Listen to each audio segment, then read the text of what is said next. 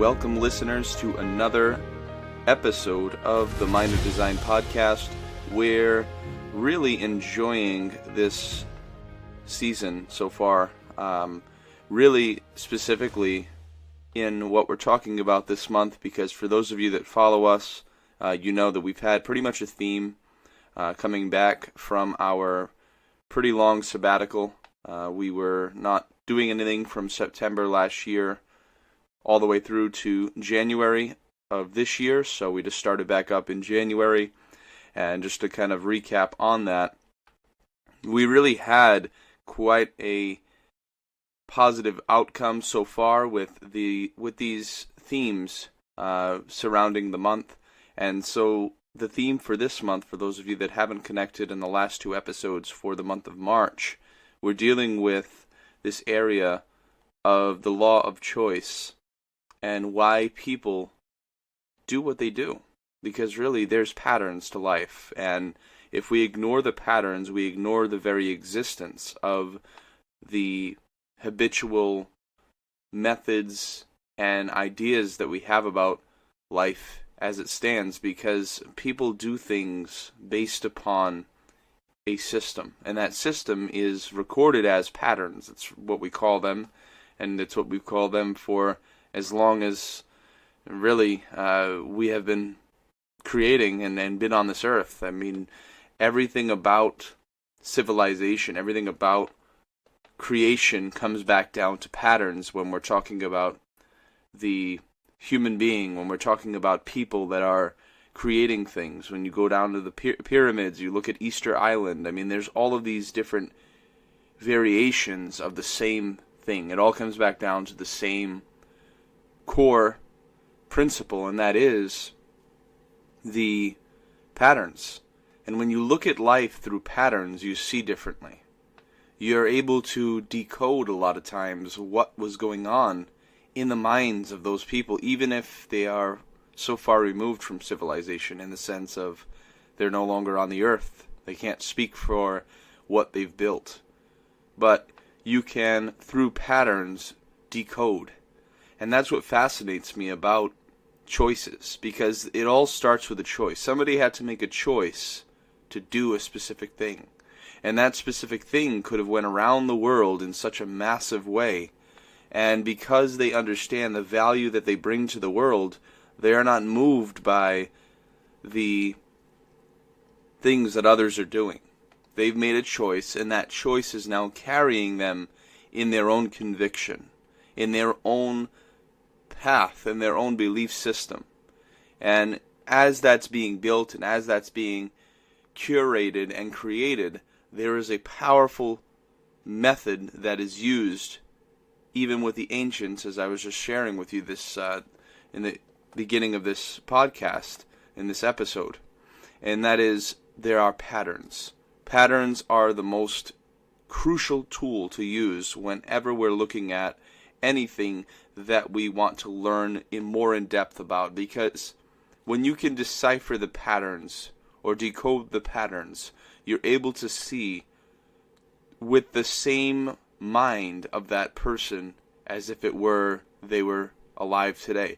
I can look at situations and scenarios, say, I won't go back that far, but Leonardo da Vinci, or you can look at some of these, and they're artists, and I mean, let's even bring it to more of a recent time period.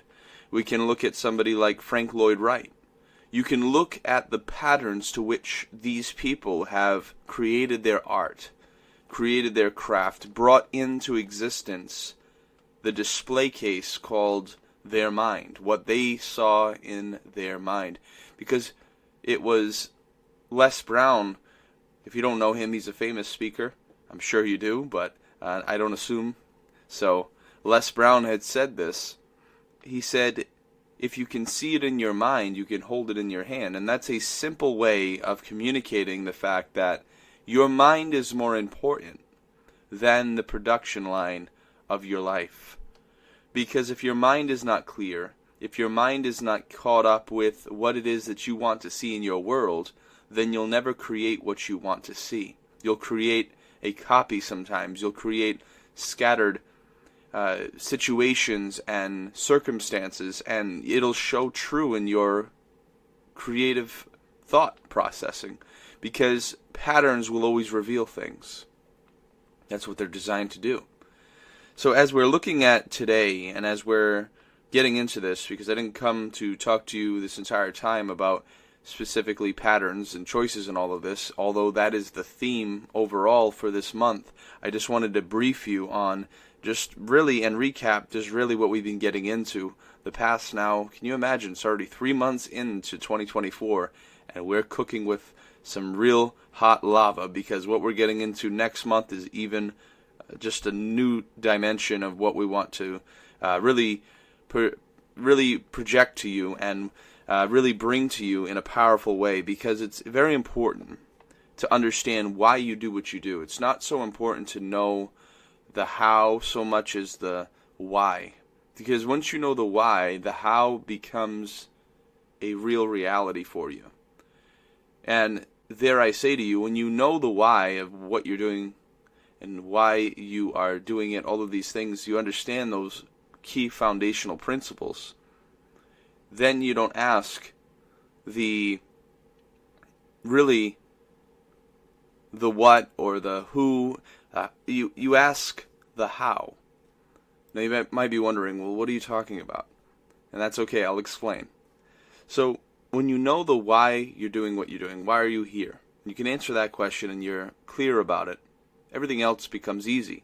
But the next question you need to ask is how. And you might be wondering, well, what does how mean in this scenario? Well, the how means if somebody is mentoring you, somebody is giving you information, you don't ask them why. Why? Because if you ask them why, you're not going to extract the full value of the opportunity. If you ask the how, they'll give you the patterns of how to do it. But if you ask the why, they're going to give you the philosophy of how to do it. The philosophy doesn't help you get the results. The how does. The patterns do. So hopefully you're tracking with me and you're understanding that, listen, it's not so much about what you think in terms of the application of a thing. What matters is the patterns. The patterns tell the story. The story is what communicates to the rest of humanity, because people can read a story from a book. They can read a story from a life through patterns. Very powerful and very good to recap and consider what we're talking about, because I don't want you to just listen to this podcast as if we're just randomly hitting a target here. And in some cases, we're going to talk about things surrounding design that seem out of the scope of design, because we're dealing with the mind of design. It's not just design, but it's the mind behind why we do what we do, why we are living the way we're living, because that's the most interesting part about this whole concept of design. And that's why I chose this from the beginning. It's not just because I have a design company, or it's not just because I have this knack for design. It's none of those things. It's the concept that, why do we do what we do? Why are we here? What are we here to do? What is the mission? What are we creating? What's the artistry? Why are people artists? What is the whole business? Why is the artist community so large? And why is it so misunderstood? Why is it so misunderstood to the point that artists are some of the most least paid people on the planet, in the sense of their living? If you find out that there are artists, usually in most cases, they're worth more when they're dead than when they're alive. Why is that? Because we know it to be as the rarity of the value that they bring. So if an artist is rare because they're no longer here on the earth to create any more paintings, and now that painting becomes worth millions and hundreds of millions of dollars, like the Mona Lisa. I mean, everybody knows the Mona Lisa. If you don't know the Mona Lisa, you haven't lived at all. But if you have any concept of reason, you know, you've heard, you may not understand it all, that's fine. If you think it's an ugly painting, that's your opinion. I mean, I have opinions about it too, but the Mona Lisa is one of the most expensive paintings in the world. It's one of the most valued paintings. I'm talking hundreds of millions of dollars. I mean, I don't even know what it sold for as of recent. I know somebody has it in their collection somewhere, but that thing keeps circulating, and the value just keeps going up, and it'll be in, if it's not already, it'll be into the billions. And people will, why would people pay billions of dollars for a painting? If you think about it, really, it is ridiculous. When you look at it for what it is, based on, you have no knowledge, it's paint on a canvas that's a couple hundred years old, and you are paying hundreds of millions of dollars for that thing that cost, who knows, a couple of US dollars to make a couple hundred years ago. When you really look at it, yeah, sure, time is factored in, the artist put a lot of time, but the Mona Lisa was made today, and that artist was alive today, it wouldn't be but maybe a couple of $100 in value, possibly, because the value is determined by the rarity. So there I say to you, as you understand what you're doing and what you're creating, you understand, you have a clarity about it. That clarity in your choices that you've made brings you now to the next moment where people now discover you. You go into the discovery page. You discover yourself first, and now page. you go from the discovery phase, not page. You go from the discovery phase of yourself to know what you're supposed to do, and as you know, now you demonstrate that to the world, and the world now discovers you. And in their discovery, they find value. They find incredible insight and different patterns and things through what you're doing and what you're building. So that's what we're getting into, and that's what we're really concluding in next week. We're concluding in this month of this discussion that we've been having, and I hope that it's bringing a lot of value to you. And so, as today, we're embracing the role of architects of choice. Architects of choice, sculpting the future with every decision.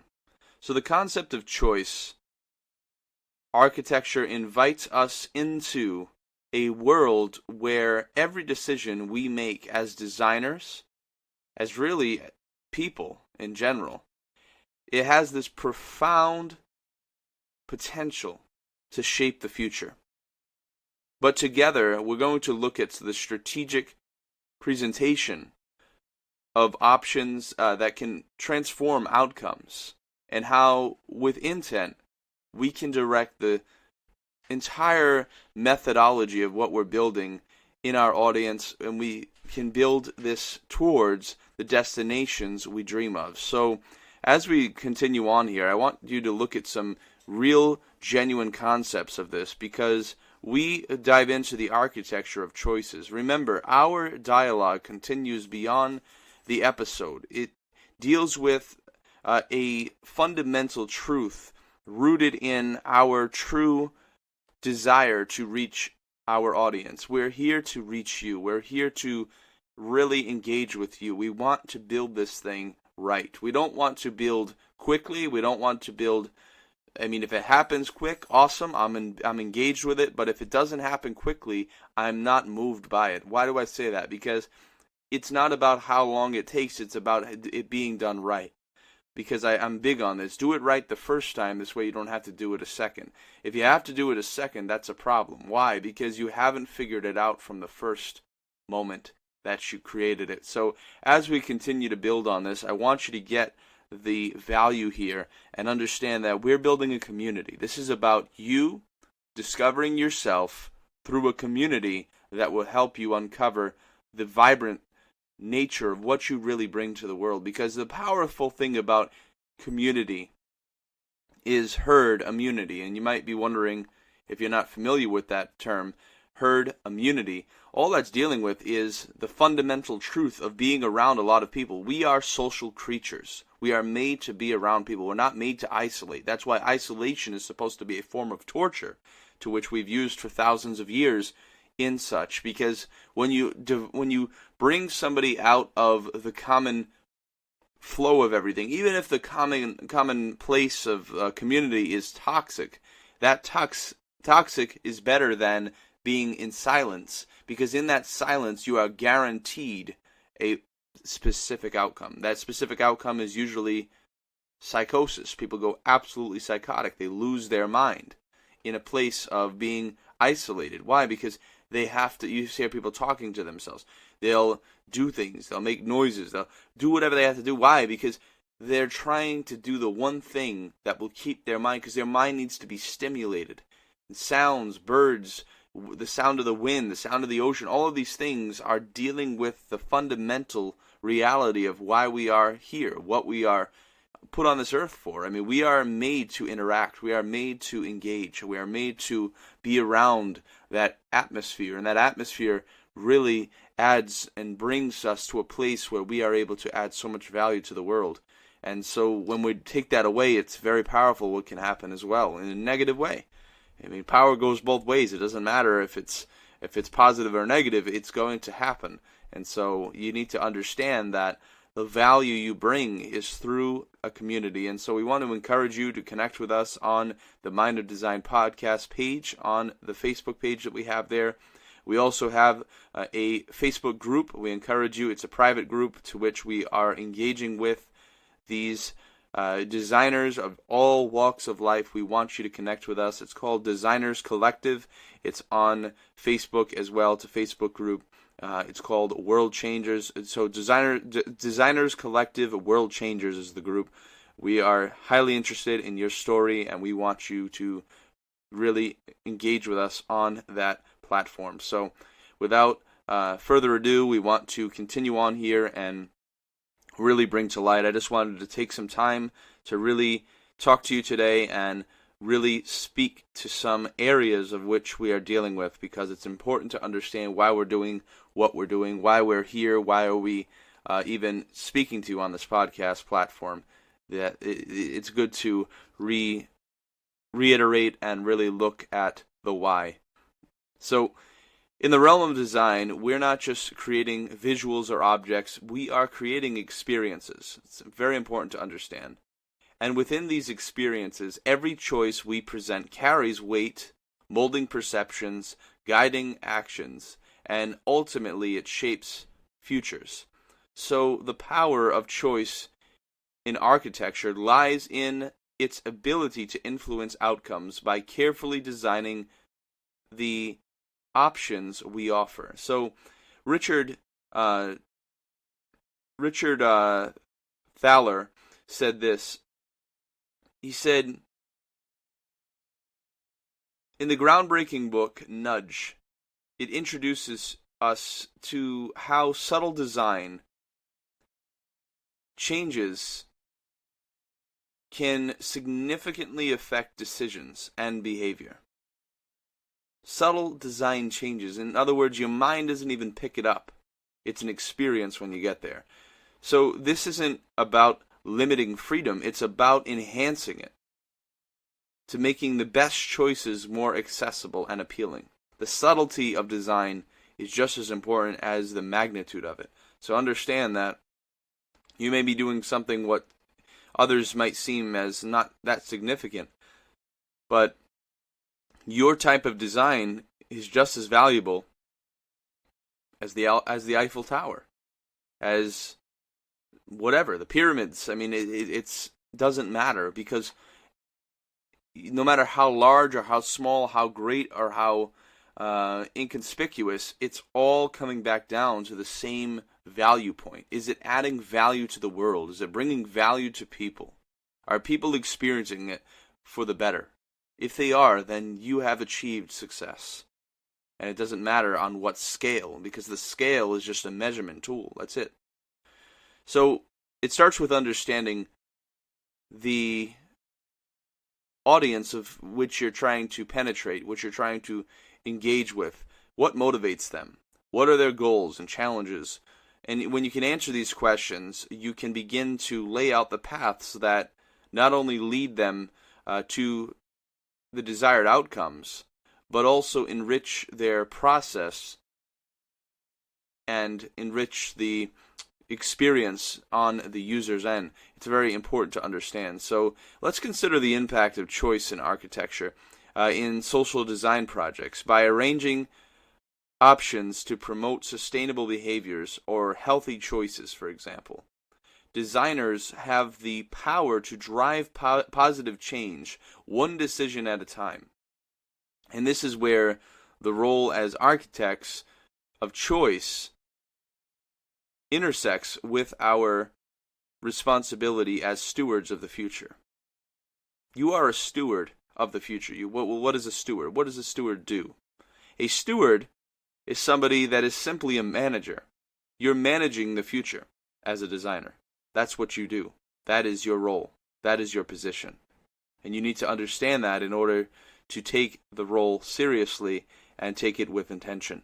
So implementing choice architecture requires a blend of empathy, of course, psychology, and then strategy. It's these three that craft the implementation. It's these three that bring the stage to the showtime, brings it to the place where people are ready to receive it. This is what gets it there. So it's about crafting experiences that not only lead to fulfillment of rather immediate objectives, but also sow the seeds for a better future. The strategic orchestration of choices is what turns designers into architects and experiences this guiding societies towards a brighter future. There is something so powerful about this, that the strategic orchestration of choices is what turns designers into architects of experiences. Always remember that. The strategic orchestration. Well, you might be wondering, well, what does that mean in layman's terms? In layman's terms, think about an orchestra. An orchestra is very powerful. Orchestras are a body of people that are doing various different things in one moment, and it's in sync by the one that is leading. So the person that is leading that orchestra is just as powerful as the 200 that he's leading, or she's leading. The interesting part about this is, in life, we have an orchestra. We have an orchestra in design. We are leading the orchestra of design. You can be leading this orchestra in various different marketplaces. It doesn't matter. You can be the one that is in that position where you are that person that is leading them. You are maybe the maestro. You're the person that trains them. You're doing all of these things. You have a value-added proposition to the world in a big way. And that position is vitally important. But the same is true on the reversal, is the one that's in the, say, 200 in that orchestra that's playing that note. If they play it just slightly off, it throws everything else. It throws the synchronicity off. The synchronizing factor is now lost due to one person. So that one person and what they're doing and their contribution to the whole is vitally important just as much as you leading them, and vice versa. And it's very powerful. It's this beautiful symphony. It's this beautiful just magnificence of life, and that works constantly through and through. And it doesn't matter where we are. It doesn't matter what you could be in design or you can be in something totally separate. It all adds up to the same. And so as we are looking to implement the choice architecture, it requires a blend of these three things that we were just talking about: the empathy, the psychology, and the strategy. So as we bring today's episode to a close, I want you to remember that every decision you make as a designer has the potential to sculpt the future. Embracing the role of an architect of choice means wielding this power with awareness, intention, and a deep sense of responsibility. A deep sense of responsibility. When you can understand the power that you wield, when you embrace the role of an architect of choice, when you actually take it on. I'm not saying, well, you're doing it because you feel it's the right thing to do. I'm saying you take it on as if it is yours. You know, people are only respected as leaders when they actually lead. The problem is people don't lead. They do based upon what they think they should be doing, based upon what they've learned through a system of events. But when you can actually embody the position, that's the difference. It's not so much starting a company. That's a whole other conversation for another day. But you have people, they start companies, they start a business. They don't understand that the business is not truly engaged until you are truly engaged, because you are the business. People are not buying because you just made a name and put it out there in the ether. People are buying because they value the relationship that they get from being with you and what you bring to them. And what you bring to them is your confidence, is your buoyancy, is your ability to lead them. People want to be led. Whether you understand this or not, whether you're a natural-born leader, even a natural-born leader in some cases needs to be led and wants to be led. They may not ever communicate that in their lifetime. But when you go to a doctor's office and you're not a doctor and you have something wrong, you're going to that doctor, you're submitting to that doctor, and that doctor is leading you to do what you need to do based upon their experience as the architect of the choice that they've made in their specific practice. And so it's very fascinating. People say sometimes, well, I'm a natural-born leader. I'm a commander. This is what I do, and that's fine. That's awesome. I applaud that. But see, every one of us, in every leader, there is a follower. In every follower, there is a student of life. We are all students of life.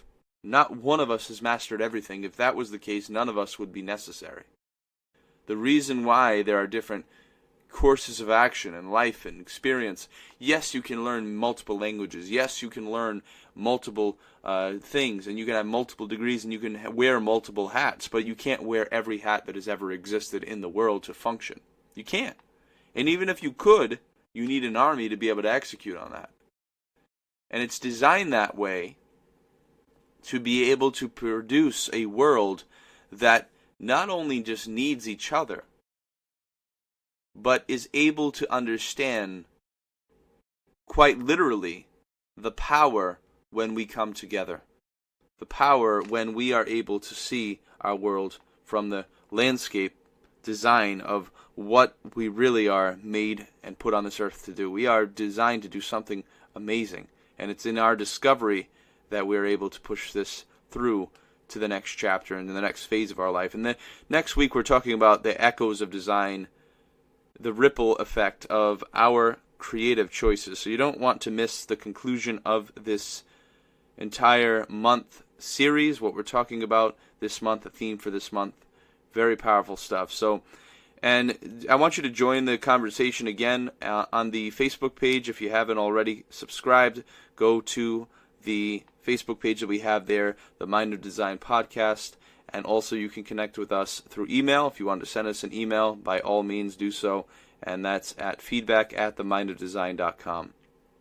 Thank you for tuning in to the Mind of Design podcast, and next week we are going to delve into this even deeper, and we're going to be concluding this, as I was just sharing with you, in the theme for the episode of next week. Stay tuned for that. Very excited that you can be with us and that you are going to engage with us on the next one. So until then, stay curious and stay inspired. Thank you.